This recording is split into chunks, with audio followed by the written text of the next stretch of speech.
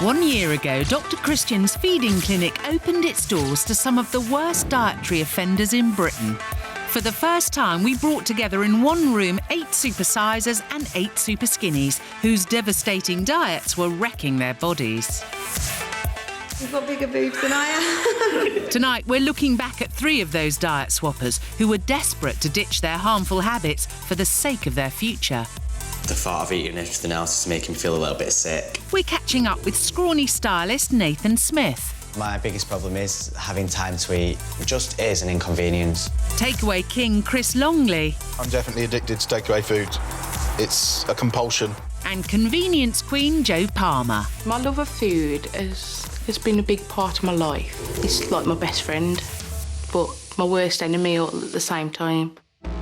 A trip to America gave our Supersizers a terrifying insight into their potential future. If I don't change my ways, I'm not going to live much longer. That's really scary. I could have prevented this years ago. And the feeding clinic came as a much-needed wake-up call. I feel quite ashamed that I actually feed my family that crap. 1 year on, we're checking in on their progress. I definitely feel like a new man. It's like I'm not quite, but nearly half the man I used to be. Plus, we'll be looking back at Dr. Christian's time in one of America's fattest cities. I got out of the tub and all of a sudden I heard this crunch. For a frightening snapshot of where us Brits are heading if we don't get a grip on our own obesity epidemic. Do you think this problem's getting worse? Absolutely.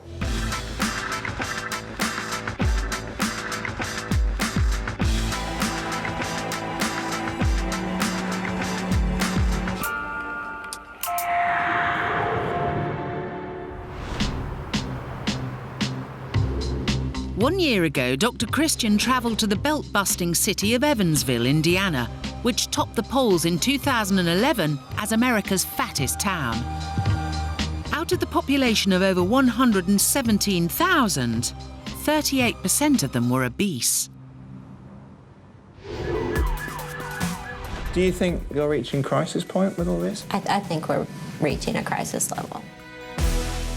Reporting from the front line, Dr. Christian met the people whose lives and limbs had been devastated by obesity. Why do you think it's such a problem in Evansville? It's easier just to go, hold on, do that, I can go get me a burger. And met the team whose job it is to care for them. The heaviest patient I've lifted is 765 pounds. Wow, well over 50 stone then. And found out how some locals were taking the first steps towards a healthier lifestyle and seeking help through organisations like Overeaters Anonymous. For me, cheesecake was like crack cocaine. But for some, that addiction can be fatal. Christian's first stop in Evansville was the Pierre Funeral Home to meet a man who knows all about the ever-expanding population because he makes the biggest coffins in the United States. Keith. Hello. Oh, my goodness me. It looks like a hot tub. This is our largest casket. It's 52 inches wide. It'll hold over 1,000 pounds. So we're talking 70, 80 plus stone. How many of these are called for? In the 1990s, this casket didn't even exist. Right. In 2000, we sold 12, and we're selling about 4 of this type per month. So can I have a look inside it? Sure. Is that all right? Absolutely. Oh, golly, it's heavy. I mean, it's absolutely mind-boggling. And I would imagine the person that's going into this side is not very old either. Unfortunately not. The average age for my records is around 45 years old. God, that's shocking. We've had caskets, large caskets, not this size, but caskets for as young as 11 years old. I'm really distressed. When you tell me you've seen 11-year-olds, I'm lost for words. I'm really upset by that. And supersized coffins are not just a US phenomenon. In Britain, the demand for outsized caskets has increased by an estimated 5% in the past 10 years. We have it too easy, too much. When you go to any fast food restaurant, a standard beef patty used to be 6 ounces. Now they're 10, 12, a third of a pound of hamburger. Are you kidding me? Who needs a third of a pound of hamburger? No one. No one. We think more is better. More is not better. Back in the UK, Dr. Christian's on a mission to make sure we don't end up like the US. For the first time ever, he's bringing together 8 supersizers and 8 superskinnies for a mass weigh-in, giving them a seismic shock before he pairs them up one by one. Chris, come on forward. And I'm going to pair you up with Nathan. You all right, Chris? Hi Nathan, I'm Chris. Good. I'm a bit big, you're a bit small. There was a huge difference between me and Chris. He made me feel a lot sort of skinnier than I've felt in the past. I'm always getting told that I should eat more pies. You should, but you shouldn't eat as many as I do. Single Chris weighs over 24 stone, with a bulging 64-inch waist. I'm definitely addicted to takeaway food. It's a compulsion. Chris's £150-a-week takeaway habit is hitting his wallet and his waistline. Breakfast, I'll have cereal. And then on the way to work, I'll have a takeaway from a drive-through, and then I'll go to a petrol station, pick up a sandwich or a sausage roll or chocolate bars, crisps, and then I'll eat some of them on the way to work as well. But at lunchtime, I'll often go and pick up a quarter-pounder burger with fries. And once back to his parents' place, a home-cooked meal can still be followed by more takeaway. So this is kung po chicken in batter with egg fried rice, egg burger, ribs, prawn toast. 9 years ago, Chris weighed around 15 stone, but a breakup and a spell working abroad saw him pile on almost 10 stone. When I look in the mirror, I see 2 or 3 times a normal person. I just feel like a blob. Chris's dangerous diet is certainly damaging his love life, but that may be the least of his worries. So currently I have arthritis, psoriasis, depression, and hypertension, high cholesterol, and I'm worried that I'm going to get diabetes as well quite soon. My fear is that he won't live as long as I'd like him to live. I can't carry on, otherwise I'm going to die young. 21-year-old hairdresser Nathan Smith reckons he's simply too busy for food. My biggest problem is having time to eat. When I am in the salon, there's no way I can stop a colour halfway through just to go and grab a bite of my sandwich. It just is an inconvenience. As a result, meal-dodging Nathan weighs just 8 stone 5. I do get the odd comment off a client. You're so slim, you're so tiny, why don't you eat more? Get some chips and gravy down you. But when it comes to his daily diet, variety isn't the spice of life. Pretty much everything I eat is quick and easy. In the morning it will be a bowl of cereal. Then through the day I will try and snack on a few biscuits or a bit of chocolate. The only decent meal he has is the lunch his gran brings him every day. What have you made me today? Ham and cheese. I do worry. Some days I put quite a lot in the bag. See you later. Otherwise, it worries me that he's just not going to bother eating at all. Back home, dinner is usually out of a packet. I would like to eat more, but I just don't think I can possibly fit any more in my stomach. But Nathan's now getting sick of his bony body. My last boyfriend, he was a dancer and he had an amazing physique. I did compare myself to him a lot. It did make me realise I was a very skinny person. I felt a little bit daft, a bit more unattractive, and perhaps wasn't happy with my own body. I am only 21 years old. I want this to be the start of my life and perhaps my happiness. Before they enter the feeding clinic, Dr. Christian is sending takeaway junkie Chris to America to meet a man even heavier than he is. And Dr. Christian will be dropping by to make sure Chris gets the wake-up call he so desperately needs. Hi, I'm Chris. I'm Joe. Hi, Joe. Come on in. Cheers, thank you. Joe Amador is 30 years old and 32 stone. He was diagnosed with high blood pressure aged just 11, when he was already 14 stone. Since then, his weight has doubled and his body is now falling apart. The weight gain has caused the swelling of my leg. If I cut myself, it doesn't bleed. Water comes out of the wounds. Big Joe's got a cautionary tale to tell that might make Chris stop and think about the path he's on. I was diagnosed with congestive heart failure, I was 25 and a half when they told me that. It's twice the size as a normal heart, and that's because of the blood pressure.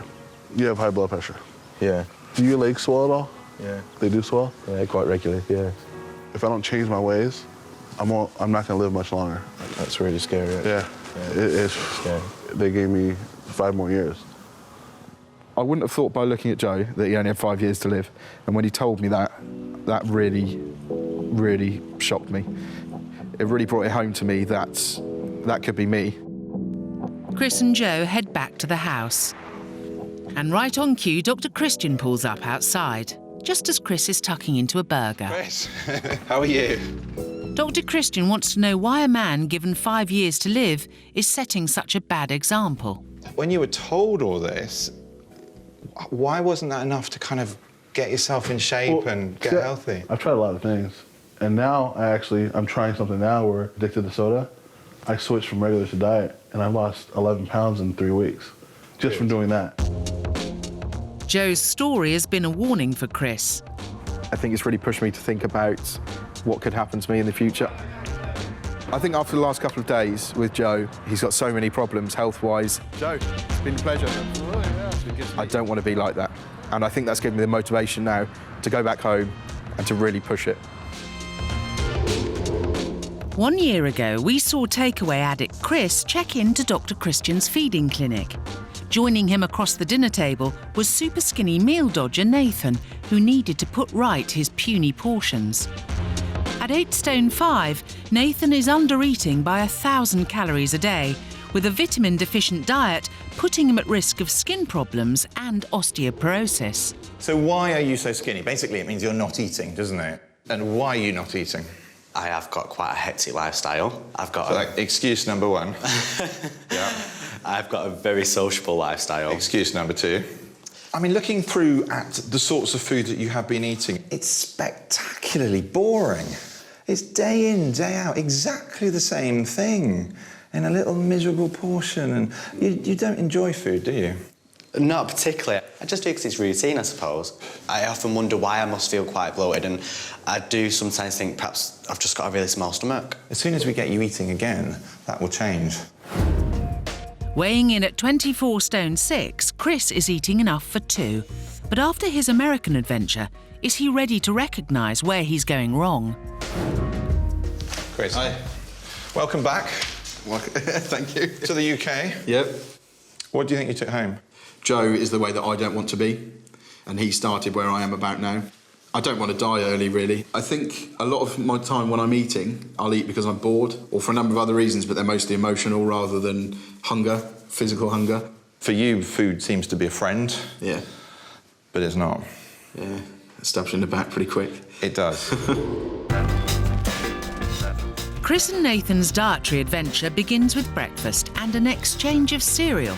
But while Chris is presented with a rather paltry portion, Nathan's big bowl contains a triple helping. Well, I was going to say good luck, but I think it's... It's you the one. It's me that needs the luck. Here goes. It's nice to eat something. It's not long before Nathan's tiny tummy starts feeling the strain. I am, I'm getting fuller now. I'm getting to the point where my stomach feels a bit like it's stretching a little bit, and probably going to have to leave the majority of that, really. Oh, I think you should try and finish it. It's the first meal. Come on. Right, OK. If you want to put on weight, you're going to have to push it a bit, aren't you? And breakfast doesn't end there. There's still Chris's morning snack. This is for the way to work. Oh, God. And not long after, there's lunch. I'm really jealous of that. Well, this is my last mouthful, really, now, so, yeah. Go for it. Not quite, Nathan. Rhubarb crumble with custard. Smothered in custard. I think Nathan, he's going to get quite moody later. I think he's going to find it really difficult to eat everything that I usually eat. He's really going to crack, I think. And dinner is served. It's Chris's favourite meat feast pizza versus Nathan's daily dinner of pasta and sauce. So could you eat all this? Yeah, definitely, yeah, and some. Really? I'd eat the whole pizza and then have some, aside as well. I think there's more grease in that than I've got in hair products. And I'm wearing a lot, let me tell you. During a typical week, takeaway addict Chris can get through 30 slices of his favourite fix, adding up to a colossal 8,340 calories a week. So Dr. Christian wants to show him the full horror of what's really lurking in his usual choice of a large meat feast. Right, so, making a pizza, what do we start with? The dough. The dough, and look what I've got over here. Nice and thick. How do you get it all nice and crunchy when it comes out the oven? Masses and masses of oil all around your bready pizza crust. Next, the fat equivalent in pure lard, which goes into the base and the meat and the cheese toppings. So there's about half a block of animal fat. Now sugar, which is added to the tomato sauce. 18 3/4 teaspoons of sugar in your one pizza. That's not all. 3 teaspoons of salt. That's about 15 grams. Salt tends to put people's blood pressure up. How's your blood pressure? High. Ah, funny that. It's quite a shock, yeah. Are you proud of what we've made there? Absolutely not. Dr. Christian wants to make sure Chris understands the strain he's putting on his body. Nice picky up there for you. What might all this yellow, shiny stuff be? Fat. Fat. And within all that fat, somewhere, is a blood vessel. Nice round blood vessel. But there's something not quite right about that blood vessel, is there? It's called an atheroma. It's a result of having too much cholesterol and fat circulating around your body. Atheromas narrow the arteries and so reduce blood flow to major organs, leading to chest pains, angina, and could eventually trigger a heart attack. And that was really scary, actually, because I could feel that those kind of things were happening inside me, and it worries me that I'm on borrowed time almost. Day 2 in the feeding clinic, and Chris and Nathan are continuing to challenge each other's eating habits. And lunch provides a further test.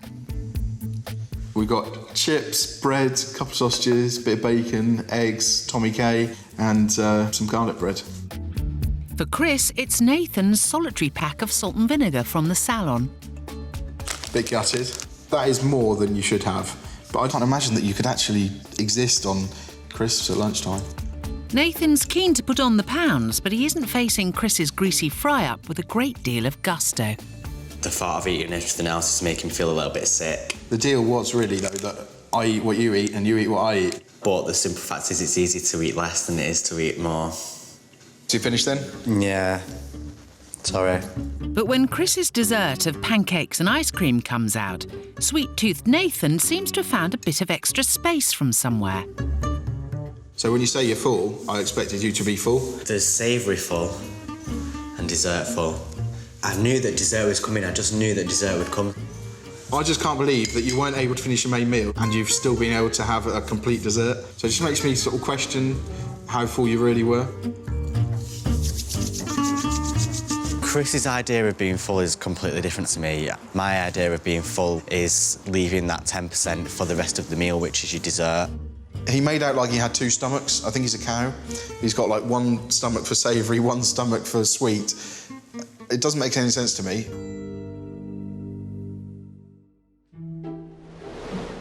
It's the final dinner, and Chris's offering would certainly be enough for 2. While he gets a reasonable helping of chicken chow mein, Nathan is presented with a terrifying takeaway selection of curry sauce, chips, 2 battered sausages, scampi, and more garlic bread. This, to me, just looks like my worst nightmare. It just looks awful. Maybe try a bit of the scampi and the curry sauce, if you can. That's my favourite thing. I'm actually feeling a bit shaky. I'm scared of burping in case I feel like I'm going to be sick. Although he struggled with the monstrous main, Nathan rouses himself for one final push. You know, this has probably been my hardest meal yet. A final mouthful marks the end of a tough swap and their time in the feeding clinic.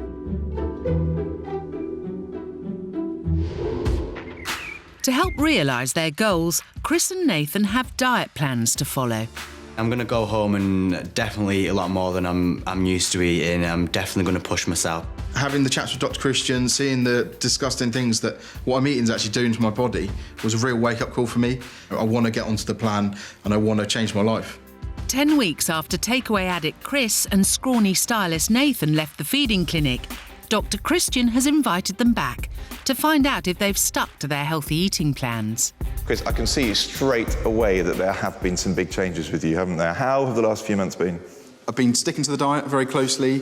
I've been doing lots of exercise. You had vast platefuls of food and takeaway. Have you managed to rein that in? It was a dead stop. As soon as I started the eating plan, that was it, no more takeaways. So tell me, how has the last few months been? I've enjoyed cooking. I've enjoyed doing meals from scratch and not just buying a microwavable meal. Well, I was going to ask you about that because your sort of specialty, really, as grand as it got, was pasta and sauce. I can honestly say that I've not done a pasta and sauce since before I went into the feeding clinic. Seeing you today, you do look much brighter, healthier, happier. Time for the gents to be reunited. Hello, mate. You all right? You looking good? Thank you, you too. Chaps, let me come in and put you out of your miseries then, shall I? Nathan, let's start with you. So weight-wise, do you think you've gained? I'll say I'm hoping I've gained. I can tell you, modest but important, 3 pounds. Fabulous. But you've put on 1 inch around your arms, and you've also put on 1 inch around your chest. So give it 6 months, you're going to be ripped. And that's going to be good. I think you're going to be very happy. So really well done. Chris, what in an ideal world would you have liked to have lost, target weight? I was hoping for 3 stone loss. I can tell you that you have actually only lost 3 stone. You've done it. You've done it. Yes. Oh, yes, you've done it. Phenomenal, huge amount of weight. You have lost 11 inches around your tummy, which is probably the most that I have yet seen in this short time. I'm just so excited that I've done it. You can't even put it into words. When I get home, nothing's going to change. I've lost 3 stone. I've got another 7 to go. And I'm just really looking forward to having a go and carrying on. I'm feeling pretty happy with myself, actually. 3 pounds for the size that I am is quite a lot of weight. If I can keep on doing what I've obviously been doing, I'm going to be my end goal within sort of the next year. It's been 1 year since Supersize Chris and Superskinny Nathan left the feeding clinic. We're dropping back in to see if their healthy lifestyles have lasted the distance. Supersize Chris arrived at the feeding clinic with a fixation for junk food. I don't want to die early, really. His uncontrollable feasting left him plagued with health problems. So 1 year on, how has he fared? I was 24.5 stone, and now I weigh 19 stone.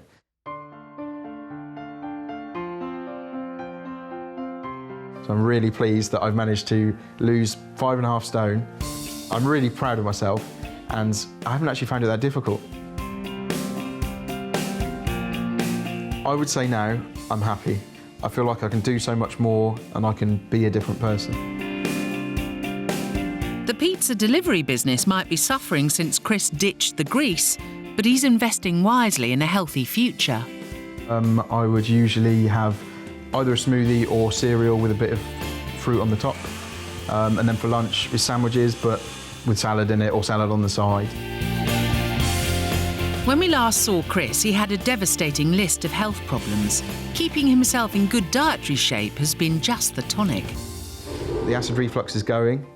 I've come off some of the tablets for psoriasis and arthritis, and the hypertension is coming down as well. And that's helped me give me confidence. Chris's newfound confidence has meant a major change in his love life too. I've got a girlfriend, which is great. I love it, you know. It's something that I wasn't necessarily aiming for, but it's a really nice extra. So how did these two lovebirds meet? So I first met Jen after she contacted me on a social networking site from seeing me on the show. I fancied Chris quite quickly. Obviously his personality really shines through, but he's not a bad-looking guy. And this pair have a thing or two in common. The thing that attracted me to Jen was that she'd been there as well. So she'd lost 6 stone previously. So I felt like she understood where I was coming from. Do the menu then. Okay. Yeah, we plan our food shopping together. So we write on the table every week. We do like a little menu which says what we're going to eat for lunch, what we're going to eat for tea. And we try and equal out the cooking and one of the other person does the washing up. Moving in with Jen represents a new chapter in Chris's life, and he's finally enjoying his happily ever after. I feel like I can do pretty much anything I put my mind to. I've managed to get on at work and got promotion. I'm more active. I've just got a girlfriend, which is lovely. Cheers. I'm in love. I can't really ask for it to be any better than it is now.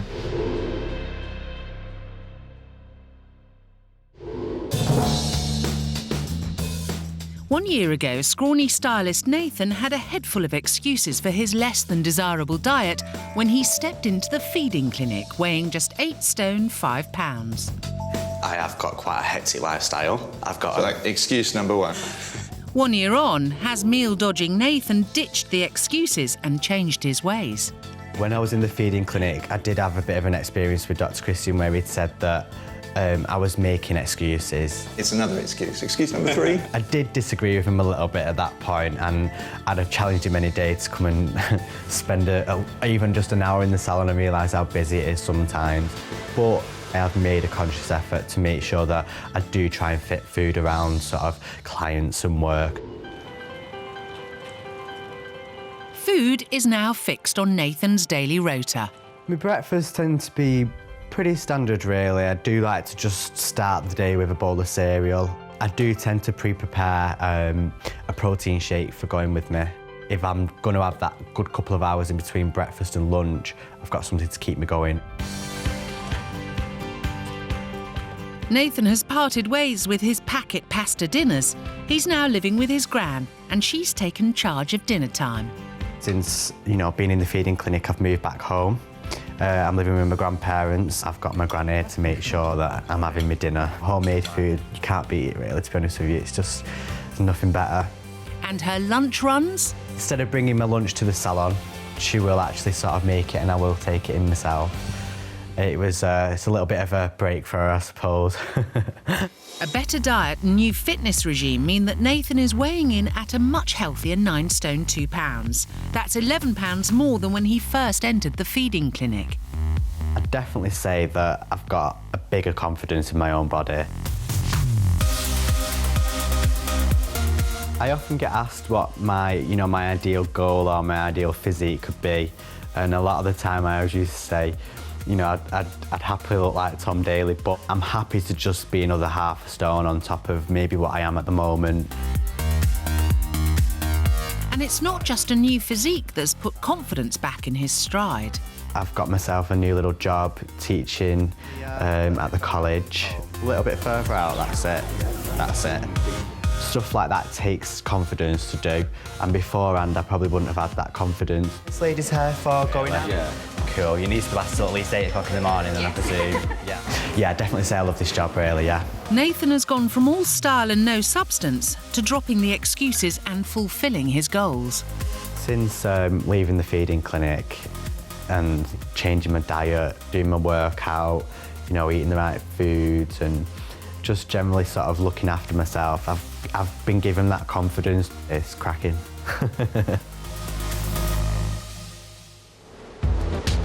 Dr. Christian's on a mission to target the obesity crisis hitting Britain. And to learn valuable lessons, he's come to Evansville, Indiana, where almost 40% of residents are obese. Do you think this is a losing battle? Sometimes it feels like a losing battle.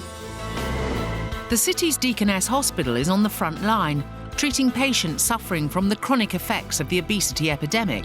Dr. Christian joins physician Dr. John Mornier on the ward. Can I tag along and be nosy and see what absolutely.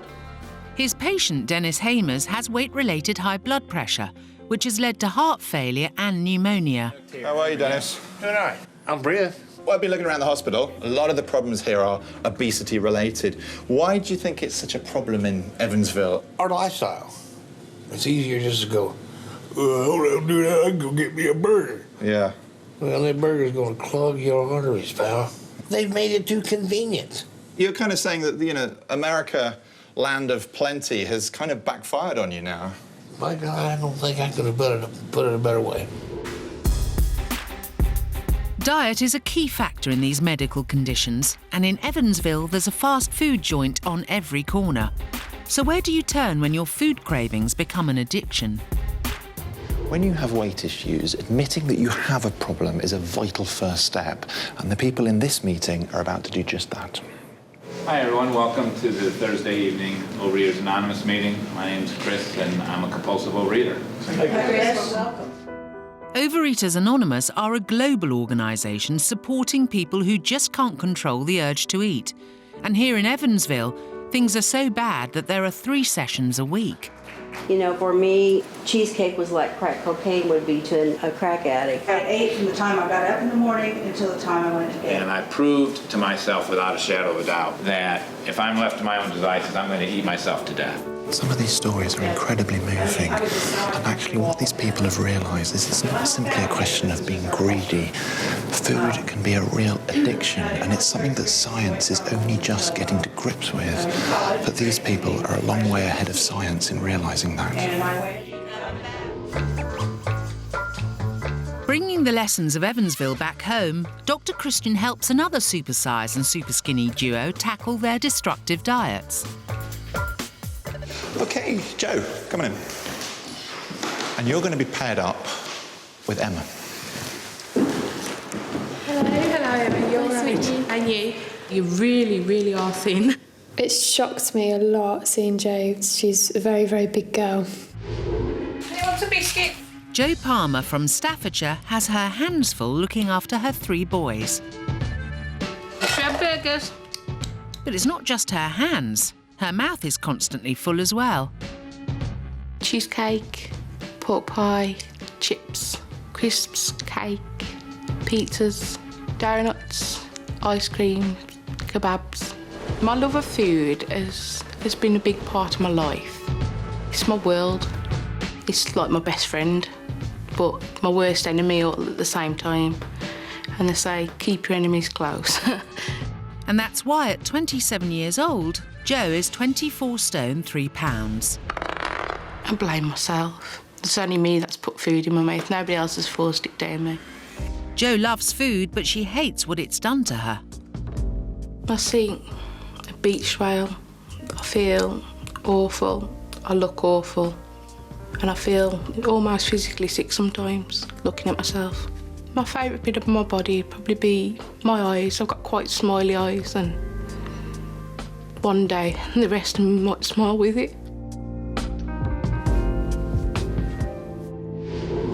Before Jo enters the feeding clinic, Dr. Christian sends her stateside to meet 33 stone Diana Steed.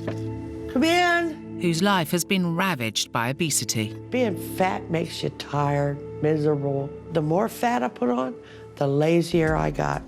Diana has to rely on a carer to help her with the things that most of us take for granted. Do you have a shower every day? Depends. Some days I do and some days I don't. Some days she has breathing problems that she cannot get in the shower. Yeah. As well as breathing problems and diabetes, obesity brings with it some more unexpected side effects. I had a hysterectomy and my hormones were off. And I asked the doctor, and he said the heavier you get, the more male comes out in you. I have a man's beard. I hate this. Dr. Christian has arrived in Ohio to check that the message is hitting home for Jo. Hello, how are you? Thought I'd come and surprise you here in the middle of your lunch. Hi, how are you? Diana. Hi. I'm Christian. Hello, Christian. Nice to meet you. Dr. Christian wants to see how much medication it takes to keep Diana ticking over. That is a lot of pills. How many? I'd say about 25 pills a day. We've got some blood pressure tablets. Your cholesterol's up. This is what this pill's for, to try and keep that down. You've got drugs to try and thin your blood a little bit so you don't get clots and strokes and heart attacks. I mean, not everything here is just because of her weight, but I would say most of it is, and probably all of it is in some way made worse because of her weight. Yeah. I could have prevented this years ago. Dr. Christian's keen to hear what Jo thinks of Diana's situation.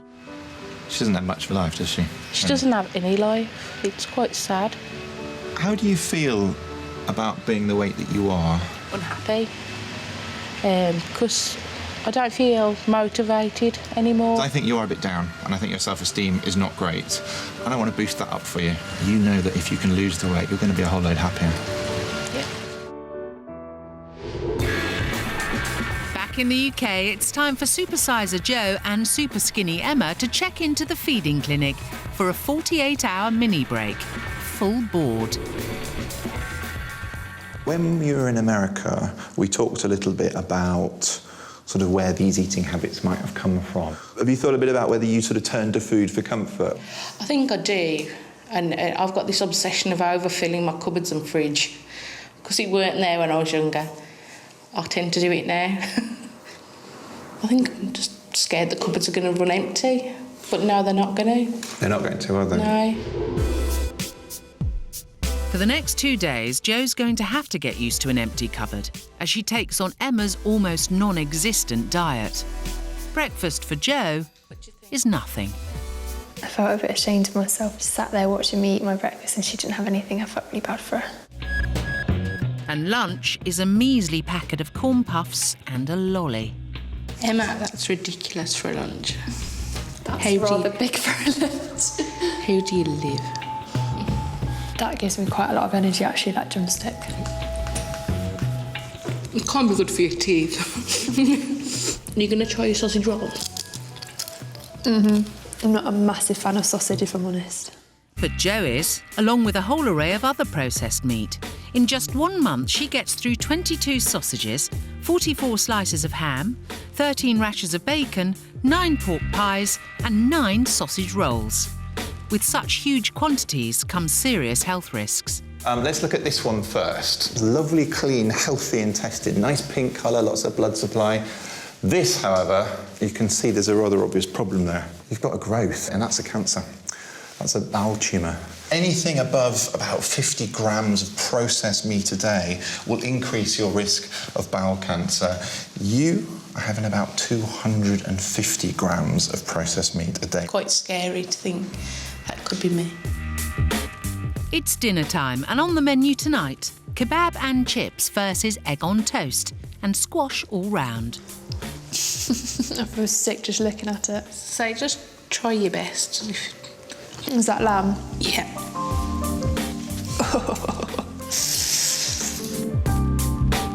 Seeing Emma struggle, Joe has started to realise just how off-kilter her portion sizes are. It's quite scary to think that I consume that much. I don't think anybody would be able to finish one of those without feeling sick afterwards.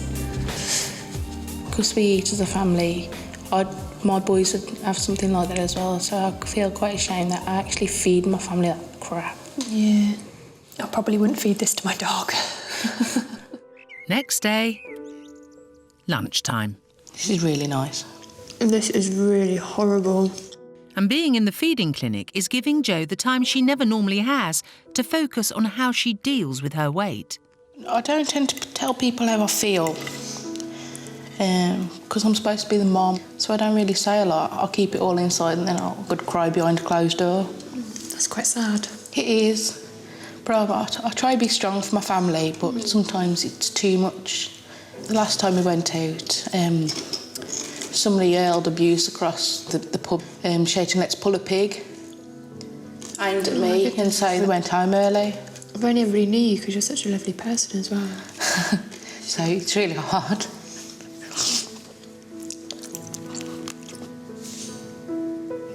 Do you want tissue?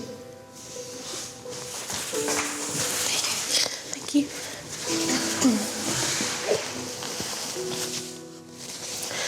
It's quite hard to tell somebody that I've only just met things like that, and when I can't even tell my family.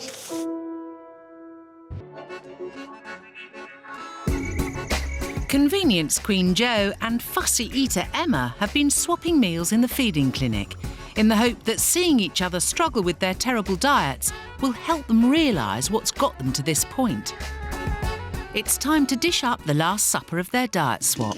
You'll need 2 hands. Thank you. Pizza, garlic bread, chips, chicken wings, onion rings and a glass of squash. Versus a packet of crisps and a black tea.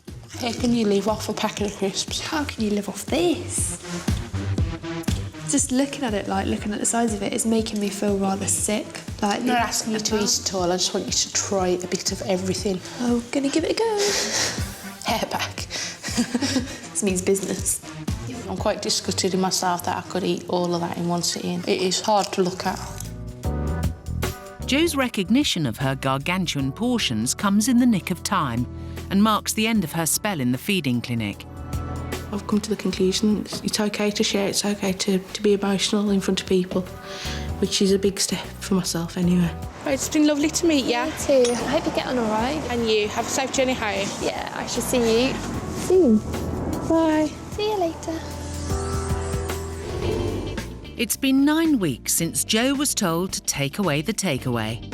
Time for Dr. Christian to do the maths.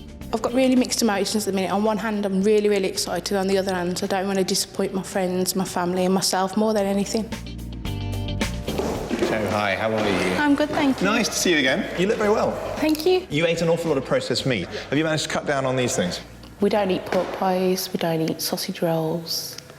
We buy loads more fresh meat. We still have takeaways, but we have him once a month now as a treat.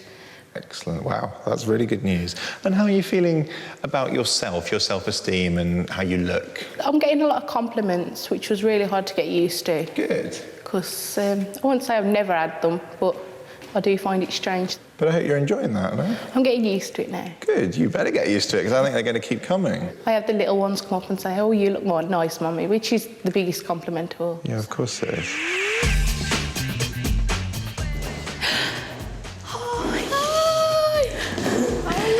Good. How are you? Thank you. I look really good. You look like better in your face as well. Thank you. And you look really well. You've got a skirt on for a start. I've never been seen dead in a skirt before. I'm going to butt into this one and put you out of your miseries now and tell you your weights. And I'm going to start with you, Emma. Weight-wise, modest. I'll be honest with you. You've put on 3 pounds, but you've put on 2 inches around your middle, which is a significant amount, and I think really well done. Right, Jo, and you, 1 stone 5 pounds, okay? Which to me is excellent. Yeah. I said about 2 pounds a week I wanted you to lose, so you have actually done exactly that. But more fantastically, you've lost 8 inches around your tummy. It's brilliant. When I get home, I think my husband and kids are going to be really proud of me. I'm amazed at 8 inches, which is really good, because now my jeans fit again. I'm just taking it one dress size at a time.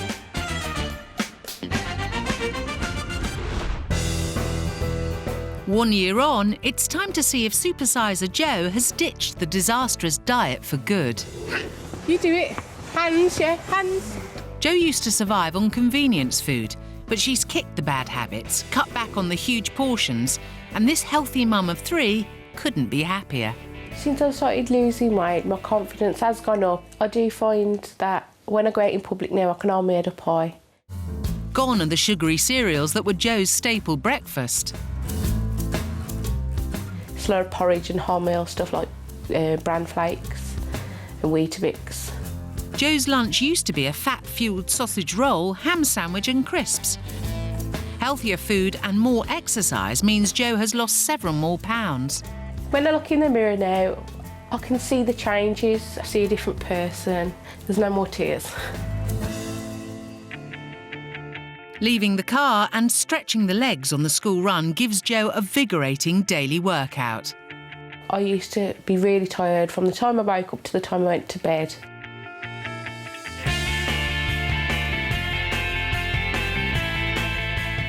Now I get up and I know I've got a full day ahead of me, and I'm not going to have a nap in the afternoon, and I'm full of energy.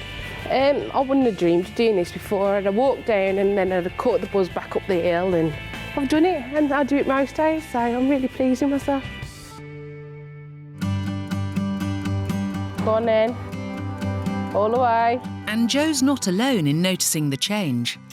Biggest change has been everything, really, everything about her. Confidence, physical appearance, you know, it's been, I would say, probably the best 12 months in one respect of her life. Very proud of Jo. She's done really well. Her determination's been absolutely fantastic, and yes, very, very impressed with her. You know, so good on you, kiddo. Well done.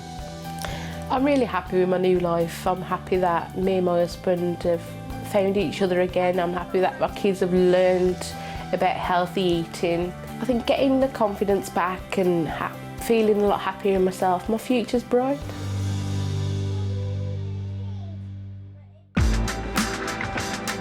Tomorrow night from 8, obsessed with Star Trek. I mean, how many Spocks does one man need? Obsessive compulsive cleaners. Next tonight, how much does it cost to raise a family the size of a football team? Brand new, 16 kids and counting.